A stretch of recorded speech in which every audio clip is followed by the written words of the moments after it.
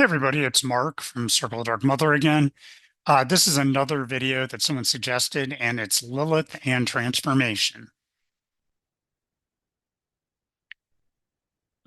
Why Lilith and Transformation? Lilith's evolution from Mesopotamian goddess to Jewish demon makes her a perfect force and being of transformation. In Sumer, Akkad, and Assyria, she was a demon goddess who ruled over night and sexuality. She was a handmaid to the goddess Ishtar, bringing followers to her temple. When Lilith was brought into Judaism, she was turned from goddess to evil temptress who preyed on babies and seduced men.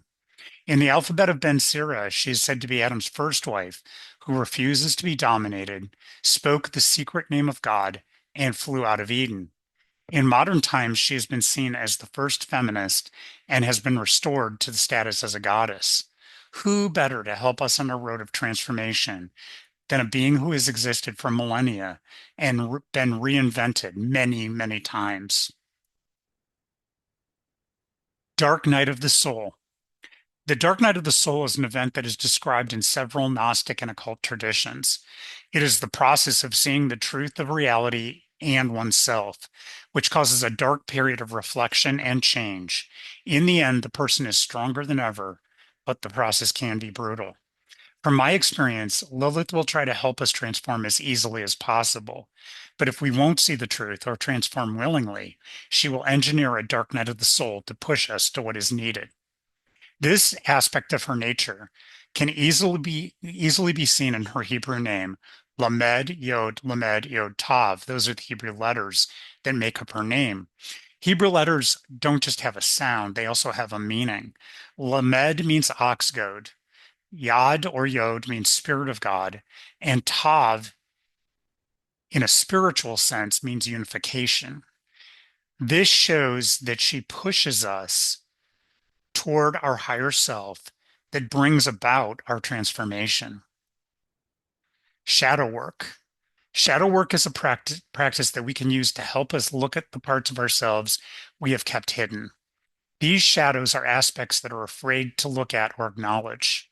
Unfortunately, if we don't deal with these parts of ourselves, they will drive us to negative actions and keep us from our spiritual best. Lilith is the embodiment of night and darkness. She has had every aspect of her nature dissected by religion for centuries. This makes her an expert in how to dig into the truth and uplift it. To perform shadow work, the best thing is to use meditation, to look inward, replay events, consider our motivations, and be ready to not like everything we see. I'll also note that if there is unresolved trauma, seeing a counselor is a great benefit to the process. And you don't have to stop working with Lilith just because you're seeing a counselor. It can be a great combo. So, it's all about doing what we have to do for our greater good. And in the end, really, what Lilith wants is us to transform into our true self. What that means is not letting the pressures of our culture, our name, form, personal history, all the things that have made us think we are one thing, we need to put those aside and be who we truly are. And so, enlightenment and liberation. In the end, our goal is enlightenment and liberation. This phrase may sound like spiritual mumbo jumbo, but according to Kabbalah, Gnosticism, and other occult practices, this is the purpose of our incarnations in the world. Enlightenment is the process of realizing who we truly are, separate from societal expectations, name, form, and personal history. This is not a light switch, but a lifelong, probably multiple lifetime work.